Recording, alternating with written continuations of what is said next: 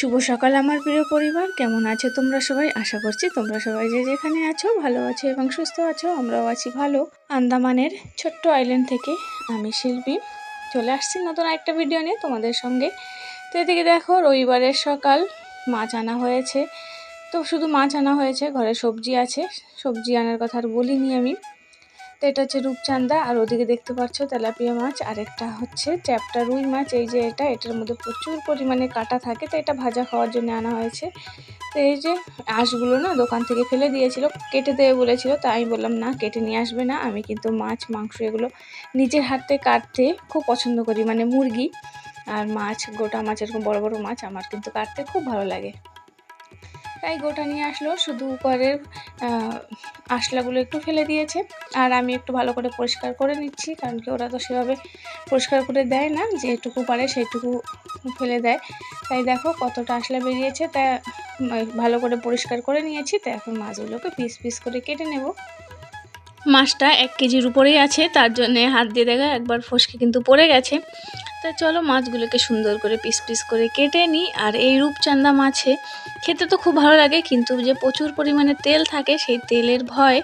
আর আমাদের আন্দামানে এমনি যে মাছ আনা হয় দোকান থেকে, যেগুলো আমরা নোনা জলের মাছ বলি, লবণ জলের, সেই মাছগুলো কিন্তু একদমই খাওয়া যায় না। রান্না করলে ভাজা দিলে পরেই শক্ত হয়ে যায় মাছগুলো, সেভাবে একদমই ভালো লাগে না। তো মাঝে মধ্যে মিষ্টি জলের মাছ আনা হয়, কিন্তু এই দেখো মানে কতটা তেল বেরোচ্ছে। এই এত তেল খেলে পরে শরীর তো এমনি অসুস্থ হয়ে যাবে, তার জন্য সবসময় আনা হয় না। আর বাবা মা যদি কিনে তাহলে আমাদের জন্য একটু পাঠিয়ে দেয়। তাই যে আজকে আমি আনালাম, বললাম যে ওর মাস্টারমশাই সময় নেই, মাছ ধরতে যেতে পারছে না, তাই বললাম তা কটা কিনেই নিয়ে আসো। তাদের দিকে ধুয়ে পরিষ্কার করে নিয়েছি। আর 4টে তেলাপিয়া আছে, তার সঙ্গে আরেকটা আছে ওটাকে বলে রুই মাছ, কাটা ভর্তি বললাম না, ওই মাছটা। তা দুভাগে ভাগ করে নিচ্ছি। এই বাটির মাছগুলো ফ্রিজে রেখে দেবো, আর ওগুলোকে এখন দুপুরে ভাজা করা হবে।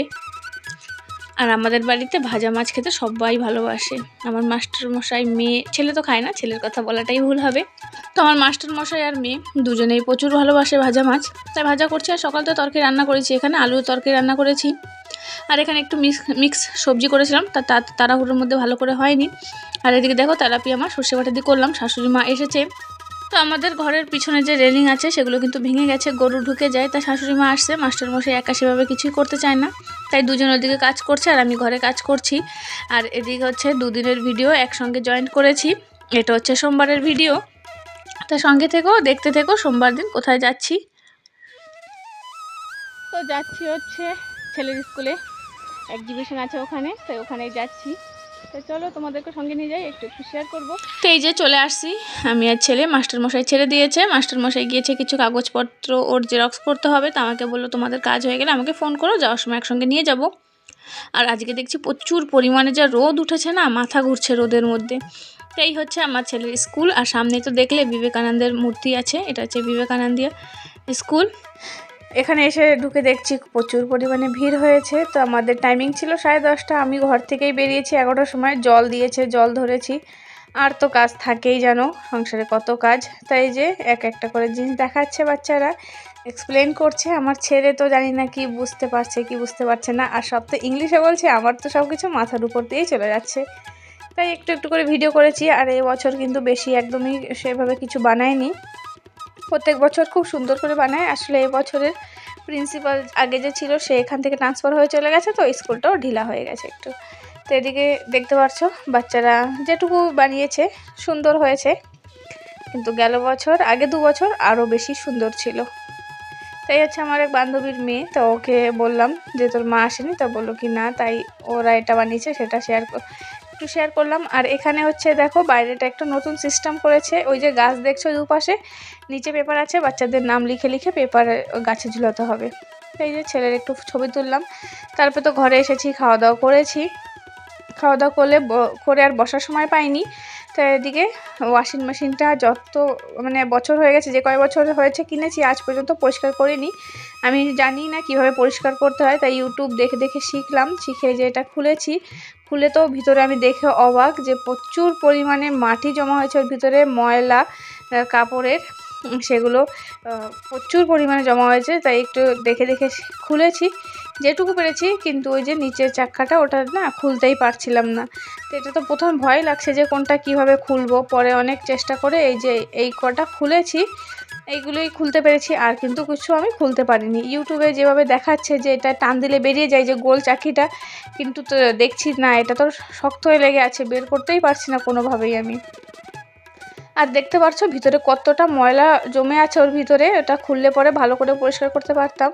কাপড় যত সব সুতা সব ঢুকে জমা হয়েছে। তো তোমরা যদি কেউ জানো যে এটাকে কি করে খুলতে হয় আমাকে একটু বলে দিও প্লিজ, তাহলে অনেক উপকার হবে। আমি তাহলে ওটা খুলতে পারবো। এখন লোক ডাকবো, ডেকে দেখাবো, সেটা আরও ঝামেলা। যদি কেউ জানো তাহলে বলে দিও, আর যদি না হয় তাহলে আমাকে তো লোক ডাকতে হবে, জিনিসটা নষ্ট হওয়ার আগেই আমাকে সামলাতে হবে। তাই যে কটা খুলতে পেরেছিলাম সে কটা পরিষ্কার করে এই যে আবার লাগিয়ে দিয়েছি। খুব সুন্দর করে চলছে, কিন্তু ভিতরেরটাই দুঃখ রয়ে গেল, ওটা খুলতে পারলাম না, তাহলে ভিতরটা আরও সুন্দর করে পরিষ্কার করতাম। তো এদিকে হয়েছে কি বলো তো, এখন আমাদের এখানে একটু রোদ পড়ছে 3-4 দিন দিয়ে দেখছি। আর এই যে আমার পদ্ম গাছের যে জলটা দেখছি কি ওর মধ্যে অনেক ধুলো উপর দিয়ে ভাসছে। তাই ভাবছি কি আজকে একটু জলটা বদলি করে দিই, অনেক দিন হয়ে গেছে জলটা চেঞ্জ করা হয়নি, তাই আজকে জলটা চেঞ্জ করব। আর দেখতে পাচ্ছ উপরে কিন্তু ময়লা দেখাই যাচ্ছে জলের উপরে। আর কি বলতো, যে পাতাগুলো নষ্ট হয়ে যায় সেগুলো ছিঁড়ি তো, আর নিচে গোড়াটা যে পাতার ডান্ডিটা থেকে যায় সেটা দিয়েও কিন্তু জলটা ময়লা হচ্ছে। তাই আজকে একটু সেগুলো পরিষ্কার করে দেবো। আর পদ্ম ফুলের তো সেরকম কোনো আমি সার দিতেই পারছি না, যেটুকু পারছি বোন মিল যেটা ছিল সেটাই একটু একটু করে দিচ্ছি। ওটাই যখন আমি জলটা চেঞ্জ করি তখন একটু দিয়ে দিই। তো এই যে জলগুলো কিন্তু আমি ফেলবো না, আমাদের এখানে রোদ্রের সময় প্রচুর কষ্ট হয় জলের। আর এই যে কদিন রোদ পড়ছে জানি না আবার কবেই জল দেওয়া কম করে দেবে। আর জল যখন আমাদের থাকে না, অল্প দেয়, তখন তো স্নান করতেও কষ্ট হয়ে যায়। তাই এই জলগুলোকে না ফেলতে চাইছি না। আর কারণ কি জলের যে কষ্ট সেটা তো এতদিন দিয়ে এত বছর দিয়ে বুঝে আসছি না, কি জল না থাকলে কতটা কষ্ট হয়। তো ওই জলগুলোকে রেখে দিলাম বালতিতে, ফুল গাছে দিয়ে দেবো। আর এই যে সব জল বার করে নিয়েছি, আর নতুন নতুন কত পাতা বেরোচ্ছে দেখেছো। তো হাত রেখে ওর উপরে আস্তে আস্তে করে জলটা একদম দিয়ে দেবো। 2 বালতি জল হলে এটা ভরে যাবে। তাই চলো এইভাবে জলগুলো দিয়ে ভরতে থাকি, আর তোমরা সঙ্গে থেকো।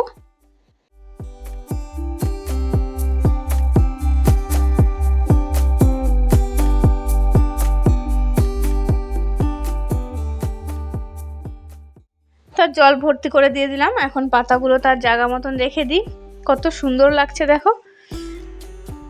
তো ওদিকে পদ্ম ফুলের গাছের কাজ হয়ে গেছে, আর যে জল বেঁচেছিল সেই জলগুলো এখন এই যে ফুল গাছের মধ্যে দিয়ে দিচ্ছি আমি। ফুল গাছগুলো রোদ্দুর পড়েছে, সকাল থেকে রোদ পড়ে আমার ফুল গাছগুলো একদম শুকনো শুকনো হয়ে গেছে। আর নিচে দেখতে পারছো কত ময়লা, এই যে বৃষ্টির সময় কাঁচরা সব জমা হয়েছে, ওখানে মাটি জমা ছিল, সেগুলোকে বৃষ্টির সময় ফেলা হয়নি। তা দেখছি কি ভালো শুকিয়ে গেছে, তা সেগুলো পরিষ্কার করব। তো এখানে না একটা ফোন আসছিলো বলে আমি ফোনটা হাতে নিয়ে কথা বলতে বলতে ফুল গাছে জল দিচ্ছিলাম, আর একটু তখন ভিডিও করে নিয়েছি। আর আমার গাঁদা ফুল গাছগুলো দেখছো কত সুন্দর লাগছে। আর জানি না কি হবে, এখন তো যেভাবে হোক জল এখনও আছে, দিচ্ছি। আর যখন রোদ্রের সময় জল সেভাবে পাবো না, তখন যে জল কোথা থেকে দেবো, তার মানে এখানে রোদ্রের সময় না এই সমস্ত গাছ বাঁচিয়ে রাখা খুবই কষ্টের হয়ে যায় জলের জন্য, আর কিছুই না। অযত্ন আর একদমই হয় না, শুধু জলটা কম থাকে বলে আমাদের এখানে মানে এই সমস্ত গাছ সেভাবে বাঁচিয়ে রাখা যায় না। তো অনেক যত্ন তো করছি, দেখি কতদিন কীভাবে রাখতে পারছি। তো এই ফুল গাছের গোড়াগুলো একটু শক্ত হয়ে গেছে, তাই একটু হাত দিয়ে মাটিগুলো নরম করে দিলাম যাতে জলগুলো চলে যায়। আর ফুলগুলো দেখছো ছোট গোলাপ ফুল কত সুন্দর লাগছে। তো ওদিকে হয়ে গেছে জল দেওয়া, তারপরে কিন্তু অনেকক্ষণ বসেছিলাম, আমার ওই আন্টি এসেছিলো, তার সঙ্গে একটুক্ষণ বসে কথা বললাম, তারপরে সে চলে গেছে। আর আমি এদিকটা ঝাড় দিয়ে পরিষ্কার করতে আসছি। নিচে যে মাটিগুলো ছিল এই কদিন বৃষ্টিতে উপর দিয়ে নেমেছে, সেই মাটিগুলো 2-3 দিন রোদ পড়ে একদম শুকিয়ে গেছে, শুকিয়ে পাপড়ের মতন এখন হয়ে গেছে, উপর দিকে উঠে আসতে। তাই ভাবলাম ঝাড় দিয়ে পরিষ্কার করে এক জায়গায় জড়ো করি, তারপরে একটা গাছের গোড়ায় দিয়ে দেবো। তো কালকেও বিকেল পর্যন্ত অনেক কাজ করেছি। এই যে ময়লা এইগুলো যে গাছগুলো সেগুলো তুলে তুলে এখানে ফেলেছি, কিন্তু সন্ধে হয়ে গেছিলো, আর এনার্জি ছিল না শরীরে যে আর কিছু করি, তো ওইভাবেই ছিল। সেগুলো এখন পরিষ্কার করব। আর আমার কোমরটা টনটন করছে ব্যথায়, তো করলেও কিছু করার নেই, একাই সব কিছু করতে হবে। মাস্টারমশাই ঘরে নেই, ও ডিউটি গেছে। আর ও যদি ঘরে থাকলেও সেভাবে কিন্তু কিচ্ছু করতে চায় না, অনেক বলে বলে তারপরও করতে চায় না।